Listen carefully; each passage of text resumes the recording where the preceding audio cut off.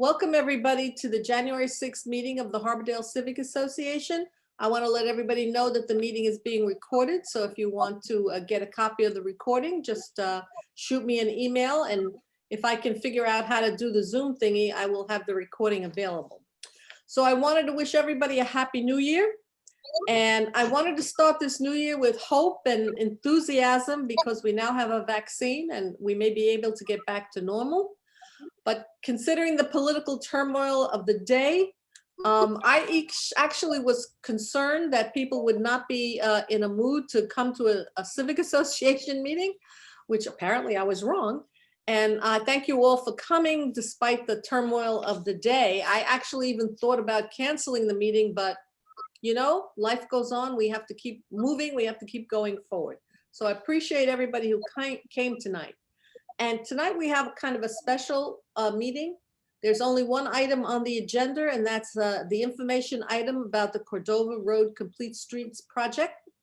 We're going to be having tonight a presentation from Connor Camposbasso, who is representing the Broward MPO. And there are another of other people that he's brought with him from the Broward MPO and the city who will be talking about the project. I want to remind everybody that there are two official public hearings coming up next week on January 11th and January 12th. These are very important public meetings because they are the official public meetings regarding these projects. We are just a civic association seeking information and trying to understand what's going on. If you didn't get the Harbordale News, which gave you the information about those public meetings, if you go to harbordale.org and click on Harbordale Happenings, the notices for those meetings are there so that you'll get, you know, the links so that you'll be able to go and participate in those meetings. Now, before we get started, I do want to have a brief word about membership. And I want to introduce Cindy. Oh, and not only do I want to introduce Cindy, but I want to give a nod to all of my board members who are here tonight. Cynthia Lowe, Amy Schomburg, Pamela Miller, and who else is here that I can't see right here? Oh, and Diana, our secretary, is here as well. So we have 4 of our board members here. And Cindy, do you want to say a little word about membership? Yes, this is the time of year where we like people to send in their membership, our usual members. It's always great to start at the beginning of the year. Again, please ask around, talk to your neighbors about the Civic Association. We're always looking for new members. Again, this is how, I can't stress this enough, this is how information about projects such as the one we will be talking about tonight, such as the boat storage or anything that goes on in our neighborhood, we do report on. And Marilyn is fantastic in getting wonderful guest speakers and people in the know as we have tonight.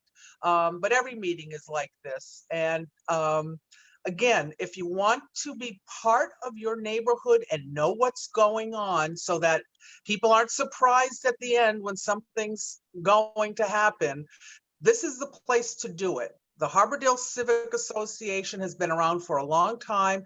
We have great connections throughout the city. We work in partnership with many people throughout the city. We've done some really fun things like putting in a park, putting trees in throughout the neighborhood, painting our intersections, cleaning up and adopting 15th Street, just all sorts of, cleaning the butterfly garden, putting in a new butterfly garden in our neighborhood, hopefully. So again, we do a lot, and we do these things together. They're fun.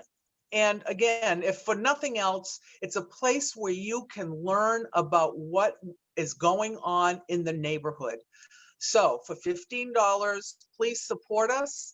And I will call out a few new people that joined today, or not today, this month, this period of dues. I'm sorry, I'm trying to open this up here. So we have new Erin Nevins, Anya Hassart, Dan McKenna, Jeff Santos, Jim Sturgis, Judith Stern, Michael Lamuti, William Oates, Marilyn Mamano, Vicki Eccles, Julianne Kurtz, Thomas Lowe, and Cynthia Lowe. So that's what I have so far. So if you would, you know how to do it. You can send in on our website via PayPal or drop a check off at our door for the people that know where we are. And it's as easy as that. Or you could stop by and pick up a check at my restaurant. Yeah? We will do that. Well, We will be there. We'll have breakfast. have We'll done that come. before. We always come. But I Yeah, want we've done to that. emphasize what Cindy is saying, that, you know, at our January meeting, usually what happens when we have our meetings at Embassy Suites Hotel in January, everybody comes and they throw money at Cindy. They throw her checks and they throw her cash, and she forgets who gave her the money. And we spend the next 3 months trying to figure out who gave the money. And it's like chaos. But, you know, in this pandemic world, the only way you can join the Harbordale Civic Association is go to harbordale.org and click on membership. And it's so easy. You can pay with PayPal, you can pay with a credit card, or you can download an application and mail it in to our post office box. But that's the only way we're going to have our membership people this year. That's, you know, we're not meeting in person anymore. So the internet is our savior and our curse. So please remember to try to do that, except for Buddy, who will go and pick up the check. All right. Okay. That's an extra charge. That's an extra charge, though, I think. Okay, go pick up the okay, check. it's all right. It's good. No, he's going to make us spaghetti with clam sauce, and that'll be our payment. All right. Steve Okay. Weber, I did send a check in on the 22nd. Excellent. We'll catch it in the mailbox. Thank you, Steve. All right. So that's about membership. All right. Let's just talk a little bit about the rules for the meeting tonight. We have members and we have general public, and we have actually members from the Lauderdale Harbors Civic Association. Barbara McGill is here. Barbara, wave to everybody. And Hi, I'm waiting everybody. for Ed Rybold, who is the president of the Lauderdale Harbors Civic Association, to join us as well. And so when we get into our presentation, theoretically, I should be putting everybody on mute so that there's no interruption of the presentation. But we're a small group, and I think we're a sophisticated enough group and a nice enough group so that we don't have to do that to allow the presenters to have the courtesy of making their presentation. So I'm not going to mute anybody on this meeting. And after the presentation, anyone who wants to ask questions or has comments, there's a couple of ways to do that. Either you just raise your hand, and as long as it's not chaos, I will just try and, you know, accommodate everybody. Or you can put a chat message and say, I have a question, or I want to make a comment, and I'll get to you that way. So again, we're a small enough group that I think we can do this in an informal manner, but if it gets out of hand, we'll go with the more formal chat route. Okay. All right. So tonight I want to introduce Connor Camposaro, who is coming to us tonight as a representative of the Broward Metropolitan Planning Organization. He will be talking about the project. He will be introducing other members of his team. And I believe we also have Karen Warfel, who is from the City of Fort Lauderdale Department of Transportation, who may participate as necessary. But before Connor starts, I want to remind everybody about the context in which we're discussing this Cordova Road Complete Street project.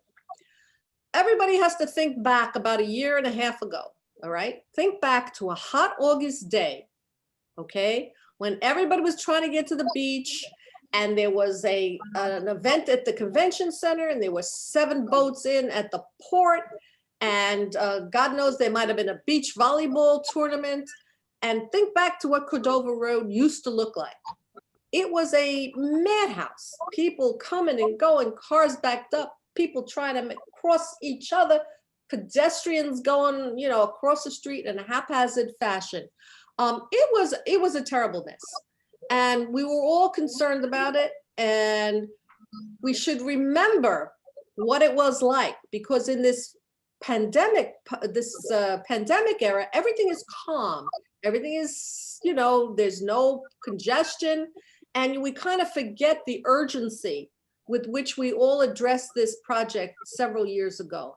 And, you know, when the pandemic is over, God, please, when it's over, we're going to have that problem again, and it's only going to get worse. So just when we think about this project, we shouldn't lose sight of why we got here into the first place and what needed to be done. Whether we're doing the right thing or the wrong thing, everybody has their own opinion on this, but just remember that there was a reason why we started this. And with that sort of contextual background, again, I would like to introduce Connor Campobasso. And Connor, the floor is yours. All right, terrific. Thank you, Marilyn, for the introduction and some of the context there. I'm going to go ahead and share my screen. Oh, I think I'm not allowed to share. I have to let you share your screen. How do I do that? Wait a minute, more. Sure. Hold on. Stop video. Make a host. You are now a host, and you can share your screen. All right. There we go. All right. Okay. So I prepared a quick presentation today. So let me go ahead and maximize that. Sorry, this is in the way of me hitting the presentation button. There we go. All right. As Marilyn mentioned, my name is Connor Campobasso. I am with the Broward Metropolitan Planning Organization. And today I'm going to be going over the Cordova Road project that was sponsored by the city of Fort Lauderdale. And I'm mainly going to be focusing on some of the background history of the project, where the project came from, how it moved through the process, and where we're at today. So I think it's important to understand sort of the agencies that are at play here. So the main government agencies that are really responsible for, you know, moving this project forward. So the three pillars, or the three agencies here, are of course the city of Fort Lauderdale, since they are the ones that were the applicant in this situation. They brought the project forward, and they're also in many ways the project lead and responsible for a lot of the public outreach. There's our organization, the Broward MPO, or Broward Metropolitan Planning Organization, that is responsible for the prioritization of projects like this and the funding of projects like this. And then of course we have the Florida Department of Transportation, which is responsible for the design and construction in this situation. And I know a lot of you are familiar, of course, with the city of Fort Lauderdale, since you guys live there, and also most likely probably familiar with the Florida Department of Transportation. But what you might not be familiar with is our agency, the Broward MPO. So I did want to throw up a quick definition of what it is we do. It's a lot of text, I apologize, but it is important to kind of get that information out there. And I'll try to summarize it as best I can. I won't read off the slide. But essentially what we are is we are a federally mandated agency that is responsible for prioritizing and funding federal transportation projects in Broward County. And we are guided by our board members, which is comprised of elected officials from Broward County government, from our local municipalities, all 31 municipalities, SFRTA or Tri-Rail, and also our school board. And focusing on the municipality part, we do have 31 municipalities, and each municipality gets one representative, except for our largest municipality, which is Fort Lauderdale. Fort Lauderdale gets 2 representatives on our board, and those are your commissioners. So I did want to throw that up there just as a reference. So if you are interested, I know this meeting's being recorded, you can go back and learn a little bit more, or you can go to our website, which I've linked later on in the presentation. Again, I just want to give a little bit more background on where this project came from. So the project was originally applied for by the city of Fort Lauderdale back in 2015 through what is called the Transportation Alternatives Program, which is a federal funding program that the Broward MPO is responsible for prioritizing and funding projects out of that. So they applied in 2015, and then the MPO board, again comprised of elected officials across Broward County, approved the funding for Cordova, I think just before 2016. It might have been around November, December of 2015. So it took about a year to prioritize and fund, but it was eventually funded. So Again, just a little bit more background on what the TAP program really is. I've listed some types of projects that TAP projects or the TAP funding can fund. Most safety, roadway safety projects are allowed through the TAP program. In addition to that, pedestrian facilities, enhancement to bike facilities, even certain transit improvements, technology improvements, and even enhancements to mobility hubs. And focusing specifically on the Cordova project, that project mainly falls within those first 3 bullets there. It's a safety project, it's enhancing the pedestrian facility, and it's also enhancing the bike facilities in that area. So I just wanted to touch on what kind of documentation is required to actually get a project funded through this TAP program. It is essentially a grant application, so the city prepared quite a lot of documentation to actually be able to submit for this project. And that includes things from completing the application form, which can be quite lengthy. They prepared a thorough project scope, a cost estimate form. They even acquired a resolution from their commission supporting the project and telling the city staff to proceed with the grant application. They had documentation of public support, and they also provided quite a bit of supporting data for the project, things like pedestrian counts and bike counts and a lot of other supporting data. So I now want to go over the original application that was actually submitted because the project, as you know, has changed quite a bit over the past few years.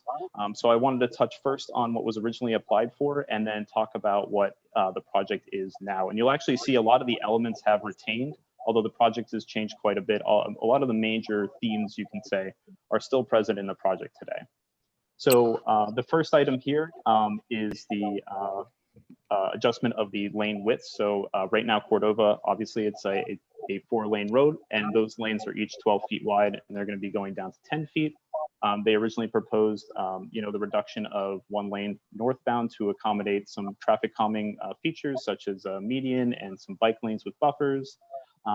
Another highlight here is the enhancement of a intersection to increase the traffic calming. Originally, it was proposed at Southeast 16th Street. As you may know now, the location of that has moved to 15th Street, since 16th Street's a little tricky to accommodate something like a raised intersection, since there's a little bit of staggering there. There's a lot of entrances to businesses, whereas 15th Street is more of like a crossroad. So that's kind of where you'd want to put something like that. And the last one I wanted to hit on is the enhancement to crosswalks. A lot of that east-west crossing of pedestrians on the corridor, I know it's a bit scattered before. There's a lot of pedestrians walking around that area. So one of the application aspects was those pedestrian crossings. So as I mentioned, first, this is the typical sections that were submitted. So this is the current typical section of Cordova as it sits today. And this was the original proposed application throughout the entire corridor. We did prepare some renderings of what the current design looks like today. There was a plan view, but we wanted to make a couple enhancements for it so you can kind of get a better understanding of what the project looks like, because you can't really tell what a project feels like just by looking at like a 2D graphic just from the aerial. Again, we didn't have a lot of time to spend on it, so we kind of had to whip something up pretty quickly, but hopefully it gets a better idea of the feel of the corridor. So this is the current proposed typical of Cordova Road, and I'll go section by section for you all so you can kind of see each part of the corridor as it is. So starting on the south end, this is where Cordova intersects Southeast 17th Street. There's the addition of the right turn lane, and then they are also retaining the through lane to go to the plaza to the south side, and then also retaining the eastbound turn lane, so that left turn to go towards the to the beach. In addition to that, there's a little bit of a buffer, and then the 1 lane going northbound towards the neighborhood. The next section here, you can see the first mid-block crossing.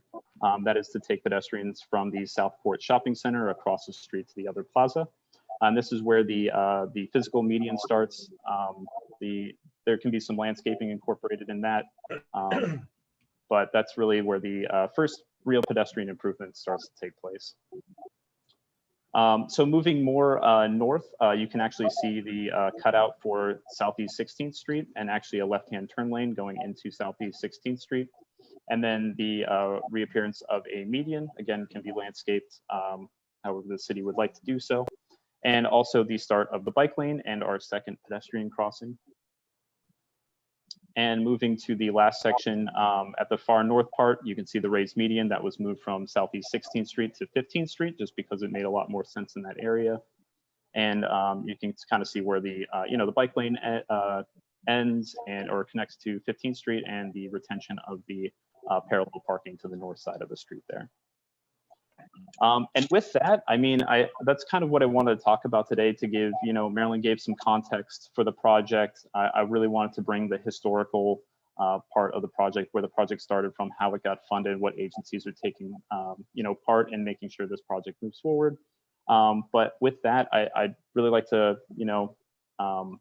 open it up to public comment here. I did want to mention, well, Marilyn kind of stole my thunder here. I was going to mention that there is a public meeting coming up on the 11th and the 12th, where DOT will be present and talking about really the detailed aspects of the project. And that is, as Marilyn mentioned, the official public meeting for the project. So there is two, though. So there's one in person, that's on the 12th, and there's also one that is going to be a remote or a digital meeting, and that's going to be on the 11th. And with that, I put my contact information up there on the screen. So if you want to, reach out, if you have any questions, feel free to reach out to me. We also have our website at the bottom if you'd like to learn more about what the MPO does and who we are. Please visit us at browardmpo.org. And with that, I'll open it up to any questions you may have. Okay. I don't know how to do this with your screen sharing, because I can't see Sure. everybody. So if you Sure. would unscreen share. Oh, there we go. Stop. Okay, that's good. All right. So if you want to ask a question, or if you want to make a comment, just please raise your hand, and I will try and get to everybody in order. So how are we going to do? Okay. The first one I have is the iPhone, which I think is Tina DeMarco. Tina. Oh, Tina, unmute yourself, hon. You got to unmute. There you go. I did. Can you hear me? Yes, I can hear you now, Tina. Okay, great. Good evening. The only question I have is, one lane coming off of 17th Street into Cordova is going to be backed up, and I have a feeling that traffic will be backed up all the way to 17th Street, and that's a concern. How many people have died on 17th Street because, it's people fly up and down that road and it's backed up all the time. And then if traffic gets backed up coming off Cordova, somebody's going to get rear-ended and we're going to have serious accidents. Thank you. Thank you. Lisa is the next person. Lisa. Hi, could somebody clarify for me how many lanes there are each way going north and south? In Buddy's postcard, thank you, Buddy, there was one lane going each way, but in the email we saw in Lauderdale Harbors, there were 3 lanes going out towards Publix and 1 lane coming back in. So I couldn't tell from Connor's presentation what was actually proposed now. Can I ask Connor, please, to put his drawing back up again? That would be probably the best way to explain it. Connor, can you share your drawing back up again? Yes, I was thinking the same thing. So let me, can you see my screen right now? Yes, we can. Yes. Okay, perfect. So let me run through the corridor, just focusing on the lanes real quick, and let me maximize this as well. Oops, okay. Okay, so starting on the south end here, so there's 1 lane going north, and then on the southbound traffic, it opens up to technically 3 lanes, although 2 of them are turn lanes. So you have 1 going left, 1 going straight, and then 1 going right. Again, northbound still 1 lane, but actually southbound is 2 lanes, 1 going into that soon to be right turn only, and then the left lane going into the straight and then opening up into the left turn lane. And then again, continue to be 2 lanes here. Up until, I believe, right at the Southeast 16th Street. That's right where it converts to, I guess technically it would be opening up into the 2 lanes, but that's where the 2-lane road kind of starts. So 1 in each direction. So you can kind of see that there's 1, 2, 3 travel lanes, and then there's just 1, 2 here. Thank you for explaining that. Thank Sure. you. Okay, can I just say something? Yes, So, buddy, go right ahead. it does fan out into more lanes as you get further south. But you're still only one lane from 16th Street, I guess. Am I correct on that? Yes. One lane going south, one lane going north. But as you get up towards 17th Street, you'll fan out, you get two, then the two will change into three up at that end, right? Am I correct on that? I mean, that's what it looks like to me. Correct. Yeah, so these two lanes, well, I guess it starts off as one, like you said, it fans off into the two. And then once you get to the intersection, there's technically 3 lanes, 2 of which are turn lanes. Okay. And I apologize if I've been misrepresenting that because I wasn't really aware. This PowerPoint is a lot more graphic and a lot more showing of what was going on there for, like I said, I couldn't even understand But the blueprint. reality is, if you're going back, it Wait a really, minute. Who's very speaking? short distance. Wait. Who's speaking? This is Aaron. Aaron, please enjoy. Please. Yes, go ahead, Aaron. The reality is on that lane that it turns very quickly into a right turn only lane. So it's not, I mean, for somebody to shift over into it that's not making a right and shift back is silly. It basically turns into a right turn only. It's not Okay. really a travel lane. No, you're right. It's a turn lane. My question is, because there's a big opening there and it implies that it's to make a left going southbound towards 17th Street into the Southport Shopping Center. My question is, if you're going northbound on Cordova, will you be able to make a left into that Walgreens and Crown Liquor? Yes. I mean, there's a tree in one of the entrances, so I'm not really sure. So Yeah. I just heard Karen speak, so I might defer to the city of Fort Lauderdale for that part. Yes, Karen, the go ahead. intent, the intent is that you can turn in. I think there's an error with the graphics of the trees in the middle of the driveway. But the driveways as they are on Cordova are all remaining. So you would definitely be able to make that left turn. And the second, I guess I'll follow up on that would be, why wouldn't you put a little turn lane there or a little, see where that like cross hash, not trying to redesign it or anything, but it just seems very confusing. The configuration, like there would be some sort of indicator that you could make that left or something. So you're talking about People are just going to be stopping there and there's no travel lane to make a left. There's no way to get around them. So there's going to be people stop there trying to make that left. And it's going to back up onto 17th Street. That's the concern of the other lady. So Okay, if the Aaron. intent is, Yes, Aaron. I'm sorry. Go ahead. I'm trying to work through this a little bit, so bear with me. Yes, I mean, yes. a little bit is like trying to understand and work through this, and because it doesn't really make the entire thing doesn't make a lot of sense to me. But I mean, there's other parts with parallel park cars next to bike lanes, which is a horrible idea. I know that we do it on the beach, and I'm kind of rambling on, but it's just not very clear that you can make a left there. And I feel like the backups with the 1-lane configuration is going to be really bad. Aaron, this is Steve Weber. Are you saying where the red car is? That people are Correct. going to try to make a left to go over to Crown Liquor and then make a U-turn to go to the bank? The lady from the city just said that it was the intent that that be allowed, Right, which and I'm not there's a- opposed to necessarily, because I think access to the local businesses is a good thing and necessary. Otherwise, there'll be no Winn-Dixie and no Crown because it's a convenience business, essentially. People go to those stores because it's can be more convenient than the harbor shops. Most. Okay. So there is a width there. And when you see where the hatching is in the median, where you, like a center turn lane, where you could put the car there and wait for a gap to turn. So you can get out of the way, a car or two in this You're talking design. about the red car pulling into the. Yeah, center. so, yeah, if you imagine that red car can fit higher, like to the closer to the Crown Liquor. So Okay. they can fit in there. You're giving Florida drivers a lot of credit. Diana, you had your hand up. Diana? Yes, yes, I had to unmute myself, sorry.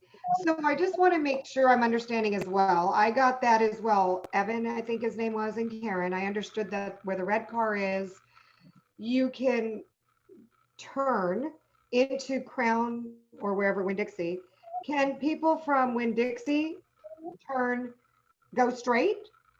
Because it's open there. Can they go to Southport shopping from Winn-Dixie? Yes, they can still make that movement. Okay, then the other question that I have is the second red car, where it says Southeast 16th Street.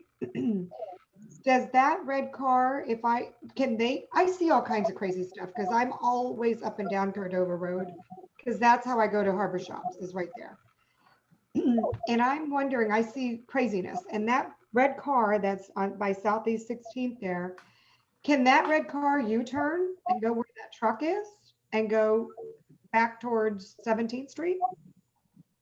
Because I'm seeing a lot of people cursing at each other there, but that's just me from what I even see right now with people.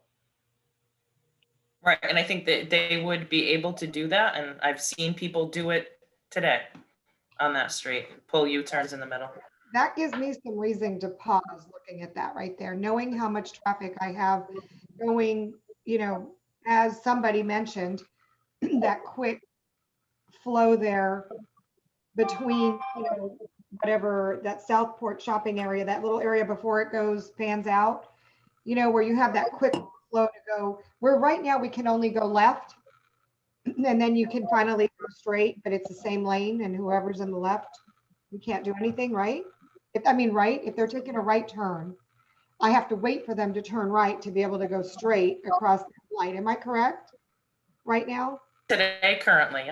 Right. And if you're trying to take a right, if somebody's going straight, you're stuck at that light until. Correct. And that is turns. always a dangerous thing for me. I'm always nervous about that. But it seems like I'm just nervous about those two little areas that were just pointed out. I think, the flow is great to have a straight, but I'm worried about those two. So what would they put there to make it safer for people turning? Like, who's going to turn first? And, somebody's going to make a U-turn when somebody's going straight. I don't confuse there. And somebody's coming from Winn-Dixie when somebody wants to go from Southport and take a left there at the other red car. And that, if I could, a little bit more on the background, that was one of the main things that we were trying to address on this street. There are a significant number of crashes, you all know. Here, I think I looked at the last 5 years is usually what we look at in transportation, and there were 60 crashes, which is, about one a month. And the majority of them are left turn crashes. So it's people coming in and out of those driveways and conflicting with each other. So really the best way to stop some of that is with median. So you're preventing some of those left turn conflicts, and unfortunately that does have impact to those driveways. And then over the last couple of years when we've been working on this design, we've tried to balance that to still have access like to the Southport Shopping Center and to Winn-Dixie, but reduce some of those conflicts at the same time. So this is the balance of a design that we've gotten to that we think will both improve safety and not as adversely impact everyone. How do I get a copy of those? Wait. Can I email you? Yeah. Slow down. I just want to get an email address so I can get a copy. Everybody slow down. I will make copies of all of this available on harbordale.org. So anybody can go to harbordale.org and click on Harbordale Happenings, and I will make sure that these copies are up there. First me and then Buddy, because Buddy already spoke. I have a question. Could you go to the intersection of 16th Street and Cordova Road? Can you just move that? Okay. Can you explain to me what this left-hand turn lane is on from Cordova Road onto 16th Street? Can you explain that to me a little bit?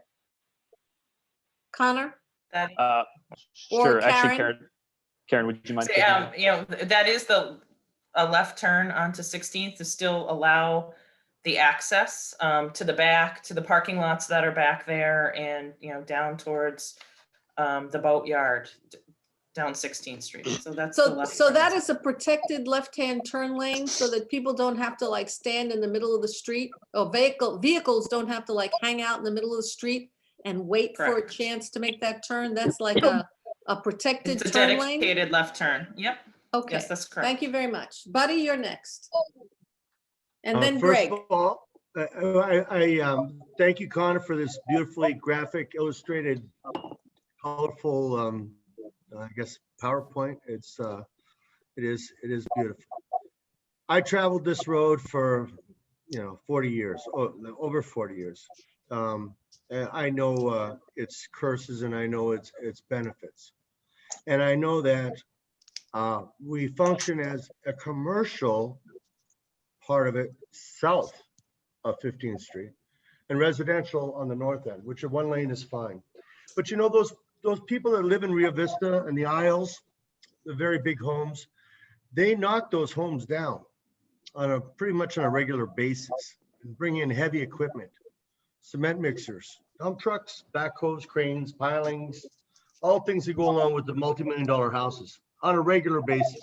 I know this for a fact because I've been there and I've seen it. I think there is a problem. I think there's a problem with the restriction of the flow of traffic. I understand the point of what you're trying to do. And Marilyn and Cynthia and I have sat there and had breakfast together and talked and keeping an open mind, because this is what this country's all about, is having open minds and doing things on a basis like this, not what we're seeing on TV. So this is a good point to reflect on back, okay? This is what makes America great, is we can sit here and talk and we work it out and we go. Maybe you win, maybe you lose, but whatever it is, you work through it. For me personally, for the businesses that I'm aligned with on this street, it does not work. And why it doesn't work is because now my farm, which I call my restaurant the farm, you have restricted access to my farm. Any farmer in their right mind, if you came and said that we are going to limit the access to your farm, would be out there saying, listen, I've worked this farm for years. You're not taking away my farm. You're not going to do this to my farm. I understand your other conditions and set things, but you cannot do that this way.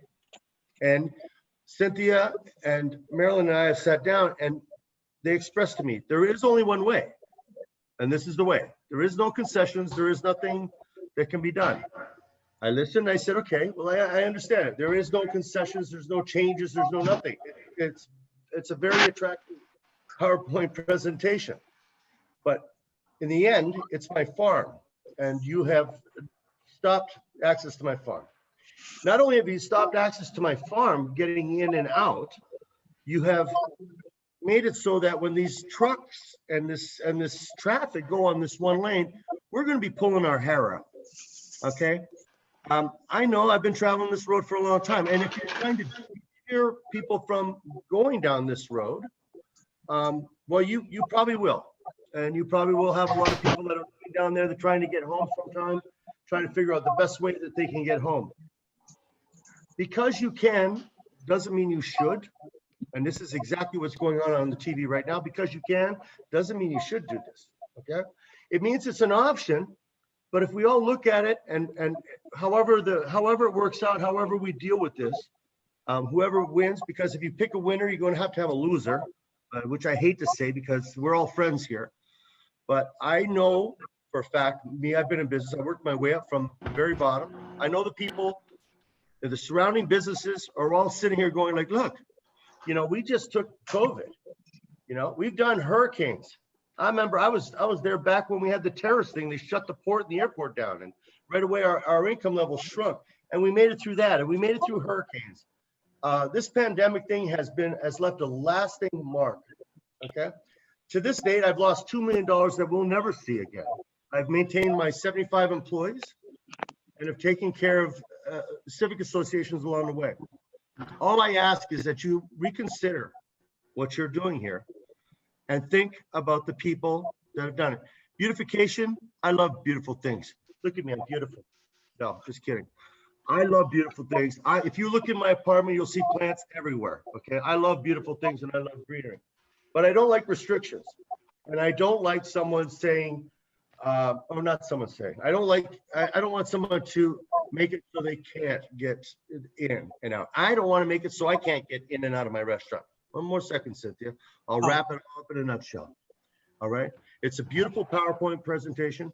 Connor has done his homework. You guys have done your work. You've done a lot of stuff here, but think about the business community here, the small business thing that drives America. And we've taken a beating. I don't think there's anyone that's done a good job here coming out of this, especially the hospitality industry, that can say they're actually winning. And now we're going to look at this. And this here, to do this, we're going to have to close the road down from 9 a.m. to 4 p.m., divert traffic to Southwest 10th Avenue, over where my daughter goes to school at the public school there, which is already a mess. If anyone lives in the neighborhood knows, it's just one of those things that, yes, we could do this. Should we do it? No, we shouldn't do it. We should think of other things to do. Plant some trees. I don't know, whatever. I got a 9-foot sidewalk in front of my restaurant. Riding a bicycle on Cordova Road, I don't suggest it even with a bicycle lane. And I like to bicycle. I suggest, Okay, think about this. buddy, we have Cynthia, we have Steve, and then we have Greg, and then me. Cynthia, Okay. Steve, Greg, and me. Cynthia, Put me on the list too. who's me? Barbara. Barbara, okay. All right, the way I'm seeing it now, hi, buddy. And you're probably the only restaurant I even go to, but coming from the north, all they have to do is go half a block and make a U-turn to come to you or go in the back.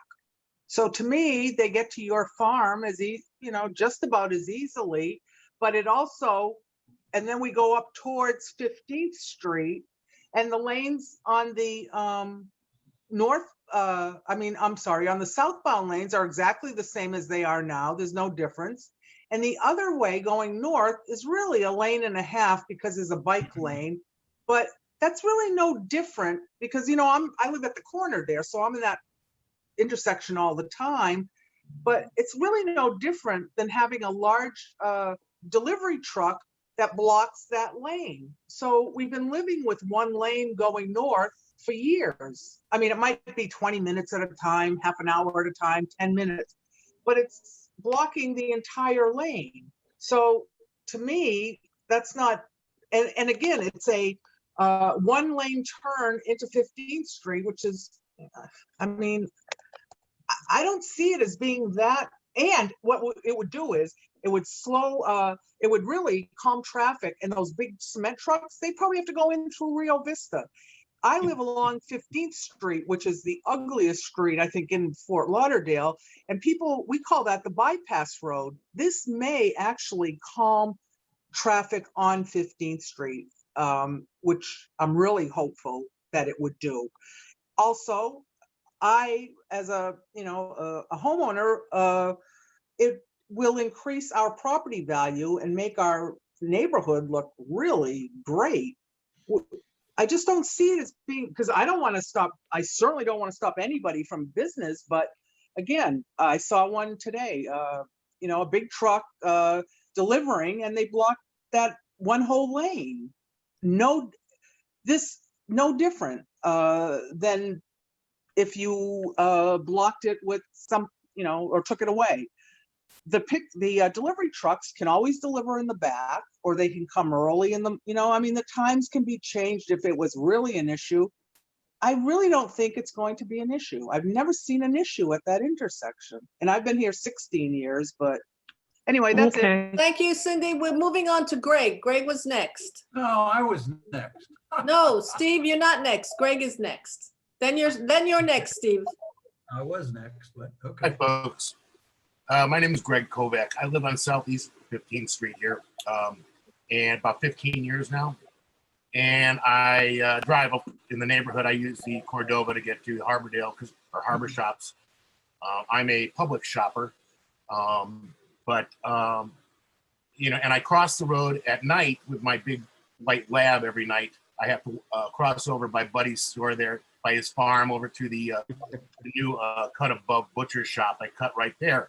And in my email, I said, it is like taking your life in your hands. I appreciate crosswalks. I appreciate beauty. I appreciate slowing down the traffic. I'm backing Buddy up on this one about access and egress, because it appears that everybody south of 16th Street has their access and egress considered, but the people north of 16th Street up to 15th, all of those businesses, including the barber shop, the hair salon, Buddy's Place, the new cut above, their access and egress is cut down by at least 50%. Now that cuts into their commercial value, and so they're going to lose commercial value, because if you were on a street that didn't have access and egress from both north and south, or east and west, whatever the street you're on, your commercial viability and cost structure goes down. And we all know about that. If you know anything about business real estate, that your real estate is valued on its access and egress. So between 16th and 15th Street, those businesses have not been considered as far as their access and egress. The other part of it is, I was there last week I went to Winn-Dixie, believe it or not, which I don't normally go to. And I walked over there in the middle of the afternoon, and I took a video.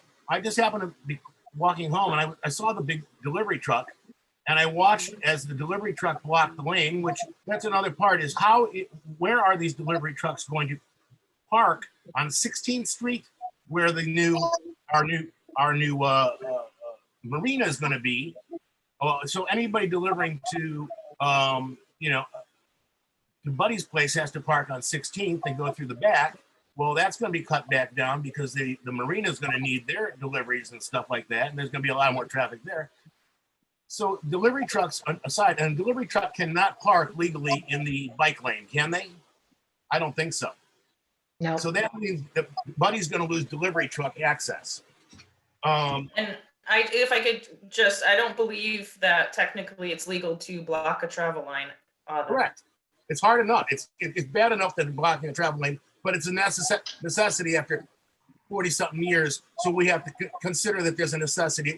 It happens with UPS and FedEx, and everybody else does it too. Greg, I appreciate all the points, and I'm not sure who the young woman who was talking back to you, but if anyone has done any business in this town, you know that trucks park, UPS, Amazon, heavy equipment trucks park and deliver their goods to the businesses. There has to be a supply route. That has to happen. And there is certain ones that can make it into different areas, and there's certain ones that can't. But this happens all over town. Leave the legality part out of it, because everyone does it. They're gonna continue to Yes, do wait a it. minute. Can I ask you, Yep. please? Your points have been made. We need to move on to Steve, who's been patiently waiting. Steve, and then Barbara. Well, I'm in full support of Buddy. Now, having said that, one thing that absolutely makes no sense to me, why would you put a bike lane starting where it is? Bike lanes do not belong on Cordova Road. That's Right. dangerous and accidents waiting to happen. Absolutely. Number one. Number two. Wait. Let Steve speak. Number two, okay, where I've seen delivery trucks, big semi trucks, Sexton or whomever, where the median strip is in front of Buddy's Place, now, okay, there is another lane there, and they pull into that lane and deliver. Now what you're saying is, by putting a bike lane, okay, that they can't pull there and deliver, and you want them to go around to 16th Street, and it's not parking on 16th Street, you're going to ask them to try to back in to Buddy's parking area in the back, which also means that when I come over there, and I don't know that you can require your delivery trucks to come at a certain hour. I don't know that. But if I come over there and I want to park there for lunch because there are no spots in front, I have no place to park. So that makes no sense to me either. But the most important thing it's a stupid, unsafe idea to put a bike lane out there in front of Southport Raw Bar. And I do use the barber shop. I come to Southport and I go to Winn-Dixie when I'm not going to Publix. So those are my objections. Thank you, Steve. And now we're moving on to Barbara, who had her hand up next. Barbara. Hi. Can we go move it more towards 15th Street, the picture? Yep. Thank you. Okay. So do we, well, I guess my first question is did they add trees to the project? Because while it looks lovely with all these trees, it was my understanding that it's only going to be grass in these medians. Sure. So with the federal sorry, can you guys hear me? I don't know. Yes. Yes, we can hear Okay, you. perfect. All right, yeah. So with the federal project, there's no landscaping part of it, but my understanding is that the city of Fort Lauderdale has some plans of maybe doing some landscaping in the future. I'm not sure what those are. I don't know, Karen. If, We do have funding available for landscaping. Okay. And then my concern, you know, looks like a lovely project. The cars that are going northbound, so the red car, anytime during like, you know, normal traffic between 4 and 6 o'clock, there could be 9 or 10 cars stacked to make that left turn from onto 15th Street. And so my concern is now there's no more right lane for all the hundreds of people that live on 15th Street. Right. And, you know, I'm a biker and I bike all the time. And I don't think that, your bike lanes are like 8 feet wide. It's like the biggest bike lane in the city. Why it needs to be so wide, or if, you know, that it's even needed at all. Right. Where a handful of bikes get, you know, it's great, but hundreds of cars and, you know, or dozens and dozens of people are inconvenienced. It could take somebody, you know, 20 minutes to turn right there on 15th Street. Exactly. And then also, I'd like to know, why couldn't some of these medians be made smaller? Like to Buddy's point, instead of having median, you know, why not have a shorter median where you can just make a left turn coming from our neighborhood into Buddy's place? And just have access by shortening the median just a bit. Can I answer? Thank you, Barbara. Yes, who wants to answer? Who's answering? I want to answer Barbara. Yes, Barbara? I agree. You have, I don't know how many units down 15th Street, but you have a large population down on 15th Street. I mean, it's a lot of people going to get down there. I'm sorry, can you do me a favor? Shut the door. I got a train. I'm 20 floors up and there's a train that's setting me up. So I understand exactly what you're saying about that. There's a lot of people going to be turning and that's going to back up and it's going to get a little crazy there. What I also want to bring up, Greg, hold on, is first responder time, okay? Now, as you know, first responder, it's all about timing. You got to, when a first responder shows up, it's an ambulance and a fire truck. And like I said, I've been there over 40 years. I have seen them go down 15th Street. I can't tell you how many times. Where they're going, I don't know, but it's down 15th Street. Apartments, maybe, I don't know. Timing is of the essence. I think this constriction part is a major play. I talked to the fire chief, Rhoda, who, believe it or not, was a waitress at our place when I was a busboy. And I said to her, I said, Rhoda, I said, this doesn't make any sense to me because, you know, my sister just had a stroke last year. It was timing was the essence. She was in one of my apartments on at Harbordale, and timing is quick. You have to be quick, and the hospital's there, and you have to do it. Why do we want to do this? You know, again, why do we want to, I know we want to calm traffic and do this, but constricting traffic because people are not being polite while they're driving, being conscientious, you know, it seems like it's run its course here. You know, humanity has gone a little bit nutty. They drive crazy. I had to drive on 95. I fear for my life up there. Lack of regard for human life up there, people driving. And I understand that. But we're going to just basically bottle it up so that people can't really move. And, you know, when you want to go home, you want to go home, right? When you want to go to work, you want to go to work. You don't want to sit there and have to stress out and be beaten up with things. This is a beautiful rendition. Don't get me wrong. And a lot of time and effort has gone into this. I understand that. And I understand it. No one wants to sit there and go like, we spent all this time and everything and we're not going to get it done. But I'm telling you, because you can, doesn't mean you should do this. Okay, thank you, buddy. Thank you. While we're having this conversation, I just want to thank Scott for going to harbordale.org and renewing his membership, which I encourage everybody to do because it's easy to do and we need your membership because let's face it, guys, it takes 5 or 6 memberships just to pay for the Zoom meeting. So we need all of our members. I think, yes, who's got their hand up who hasn't spoken yet? Barbara. This is Barbara. I wanted Connor to answer my question, not Buddy. Oh, I'm sorry. Oh, okay, Buddy. Connor, did you have a question for an answer for Barbara's question? Connor. About why the meetings can't be made a little shorter that accommodate that. And also, you know, what about the stacking and with no right turn, you know, how problematic is that going to be with traffic flow? Sure, yeah, and I'm gonna have to, any kind of like specific design questions, I'm gonna have to pass over to the city. So I don't know, Karen, if you want to take that one. Karen? Sure, and we asked if we could do that, and what we were told from DOT and MPO was that there was no more money to make any more changes to the design. Okay, stop right there. Stop right there. Right. Okay, this is a big issue. This is a big issue.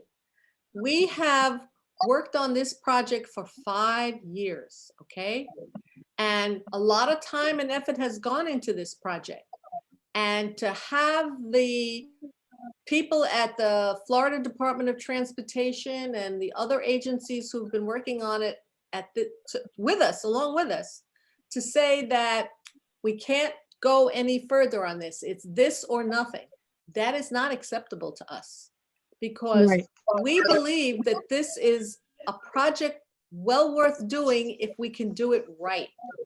And I urge everybody to take these comments, they're wonderful comments, they're all spot on comments, and bring them to the January 11th and the January 12th meeting.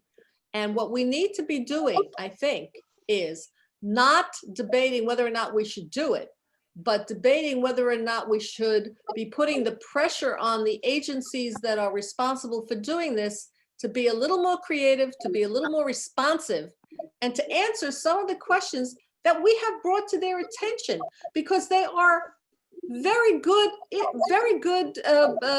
comments, and comments that are deserving of being addressed. And if somebody says to me, it's this or nothing because we don't have any more money, then my response to them is, well, let's find some more money and let's do it right. And I really truly believe that one of the problems we have with this project is the COVID-19. When the 3 options were put on the table at the beginning of 2020, we were not able to engage in this kind of discussion. This is the kind of discussion we should have had when they put the 3 options on the table at the beginning of 2020. So we could have had an opportunity to massage this project in such a way that some of these concerns, real good concerns that people have been bringing forward, could have been addressed. And so I urge everybody, the important meetings that are coming up on the 12th and the 11th, these are the official public hearing meetings. We should all be there. And we should all be telling them, you know, there are problems with this design that can be addressed, that we want to address, that we have specific issues and suggestions for you to suggest them. And this is not the time to say it's my way or the highway. This is the time to say, let's keep working on this Let's solve some of these problems. No, not everybody is going to be 100% satisfied. Absolutely never happens that everybody is 100% satisfied.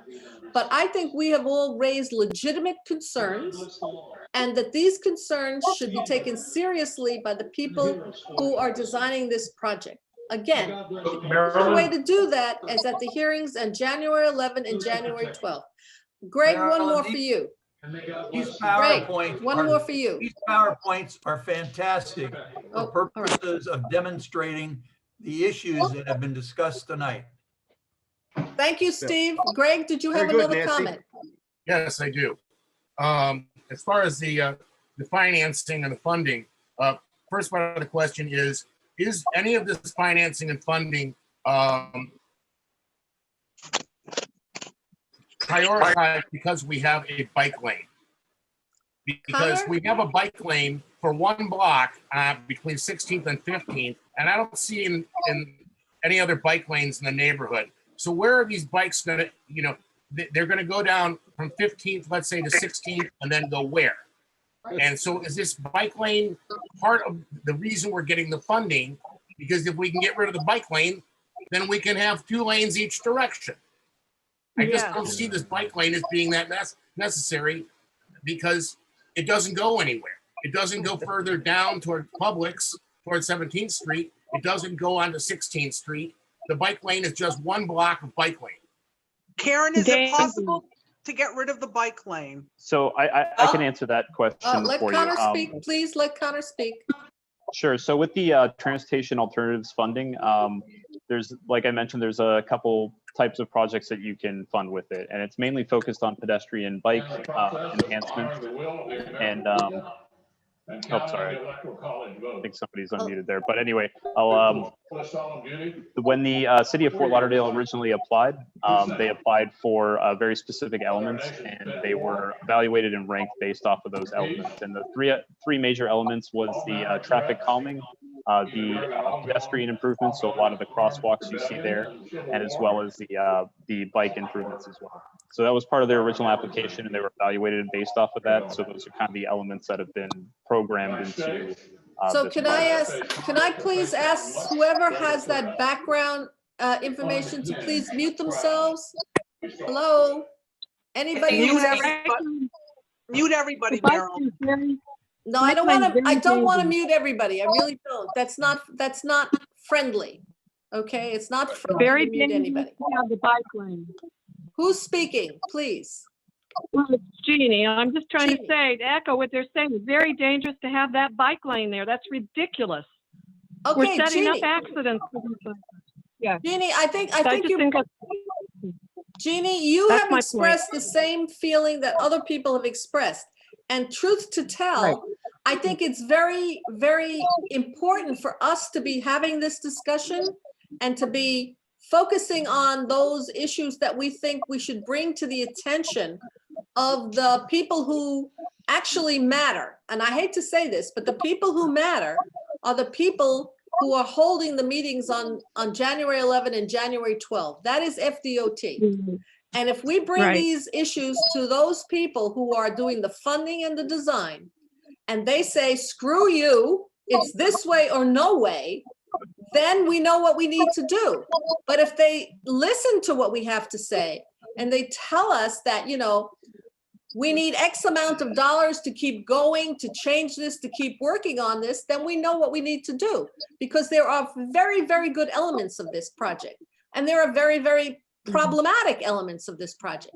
So I think that it's very important for us to all show up on January 11 and January 12 to make these very substantive and very articulate issues, put them on the table.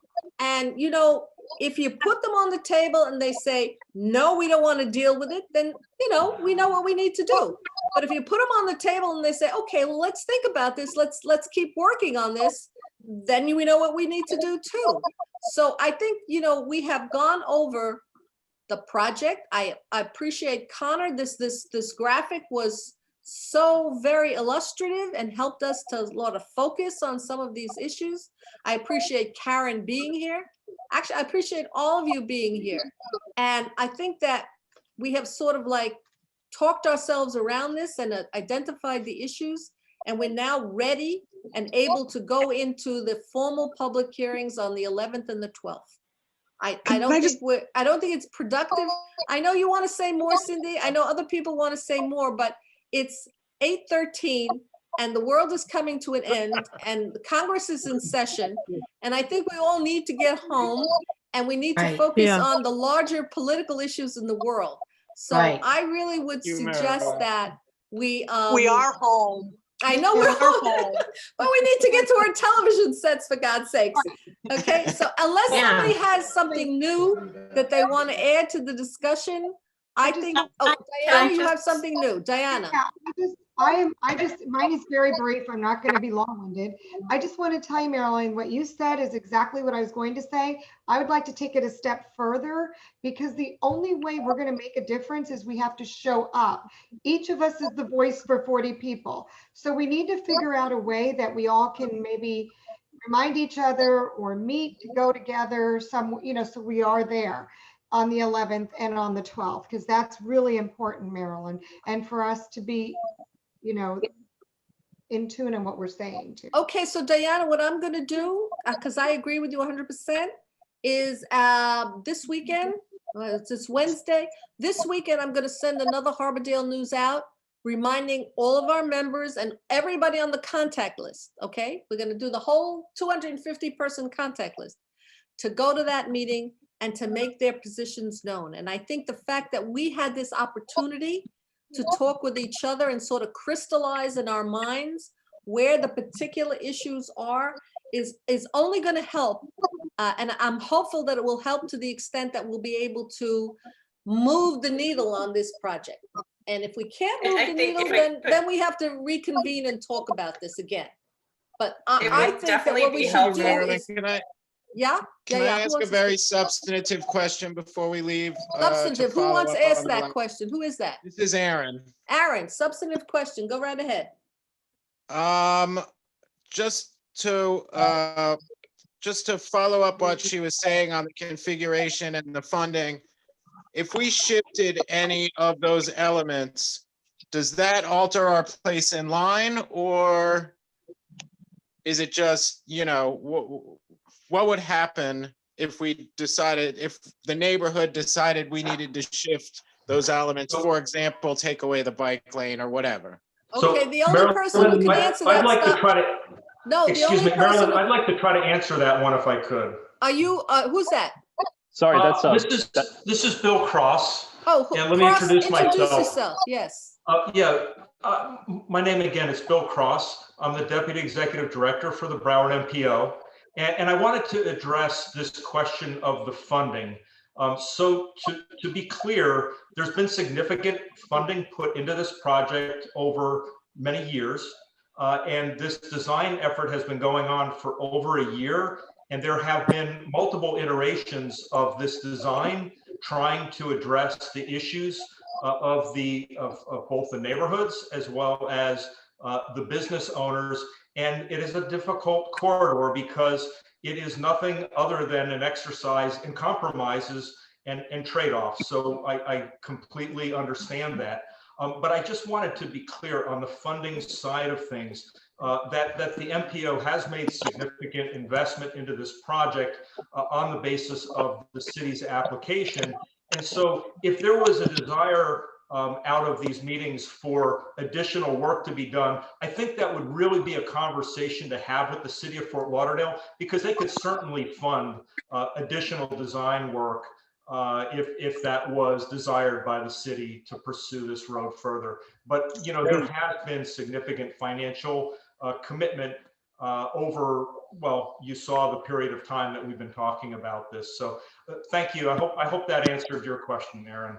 Yes, Mr. Cross, Mr. Cross, I would just like to say thank you so much for joining the meeting and explaining that to us. I think I think it's very important for us to understand the limitations of the agencies involved and the limitations of the funding that's already been expended. But my theory is that just because there are limitations in terms of programmatically, money has been spent, yada, yada, yada, we don't want to accept a project that is not a project that works for all of us. And so I agree with you 100% that that issue needs to be addressed to somebody, some agency, probably the city of Fort Lauderdale, because that's the only place that I understand the money can come from. That if they were to kick in another $100,000 to continue the design process, that would be acceptable to the MPO and to Florida Department of State. Am I correct in that assumption? I don't want to use the 100,000 as the number. I'm saying X amount of dollars. Yeah, I think, I don't want to speak for Florida DOT, but I do think that there are additional dollars would be required to rework this again. And if the city was to provide that to DOT, I don't see why I can't understand, I wouldn't foresee any circumstance where they wouldn't be comfortable moving forward that way. Thank you, Mr. Cross. That's very good information.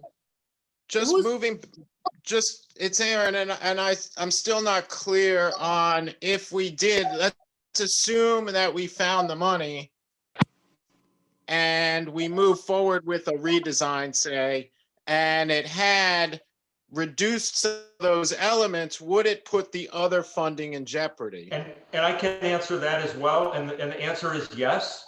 There is a point in time when the elements that the city presented and they were awarded these dollars based upon that application. If all of those elements or substantially all of them are removed, there's a point at which, the project is no longer what was awarded. So, we will be as flexible and work with you and the city as much as possible on that. But just to be clear, we have been working on this issue for the better part of the year with the city. So Bill, what I'm hearing from this neighborhood, from this meeting right now, is the bike lanes are really the element that is the issue. So if we were to come up with that money, that too, but the bike lane, the access, we would still have places of limited access unless the proposal is to remove all the medians, but we would still have some places of that. But if we remove the bike lanes, we're removing the bike lane. So would we still be eligible for that construction money if we were to eliminate the bike lanes that don't really connect to anything? Yeah, and Karen, we're glad to talk with you offline about that and maybe about the city, stepping in as a stronger funding partner in this corridor. Oh, this is like, we're making progress here, ladies and gentlemen. We've moved off my way or the highway to let's talk about making progress. So I think this has been a wonderful, wonderful meeting. I don't say that we've solved the problem, but we certainly have sort of massaged the problem a little bit. And again, let's continue this discussion on the 11th and the 12th. And offline, I will also be talking with Karen. I will also be talking with the MPO, which is my job because I'm the president, to sort of solidify some potential ways to move forward. And again, I appreciate everybody's participation in this meeting. And I think that we have moved the needle a little bit, we've moved the needle a little bit, and we have some potential ways to move forward that we might be able to reach some kind of a consensus on keeping the good parts of the project and changing the parts that we think are problematic. This was a fantastic outcome for a meeting, a small Harbordale Civic Association meeting on a miserable night in the country's history. So unless there is anybody who has another specific informational question, I would suggest that I'll get to you in a minute, Tina. I would suggest that we all declare victory and move on. But before we get to Tina, I want to give Ed Rebolts an opportunity to speak. He's the president of the Lauderdale Harbor Civic Association. So Ed, do you want to say a few words before we move on? Ed, you got to unmute yourself, Ed. Ed, can you unmute yourself? I believe I have now. Can you hear me? Yes, Ed. Right. Introduce yourself. People don't know you. Okay, I'm Ed Rebholz. I've lived in Lauderdale Harbors for about 5 years now. I grew up in Fort Lauderdale, owned a number of pieces of property throughout the last 60 years being here. Very active in a number of areas, but that's not important. I think we really need to come to a conclusion. And, somehow, Buddy, maybe you and Marilyn and some other key can get together and say, okay, how do we make this thing happen? And let's get, all this other stuff about traffic flow and ambulance coming down. Hey, you have more people sometimes block on 17th with an ambulance behind you than what we're talking here. So it works. That stuff, people get out of the way. I think you focus on what can we live with? And let's get a piece of paper that says, hey, this is what we want. And if we can do that with a few key people, we've heard all this over and over again over the last 3 years that I've been involved with it.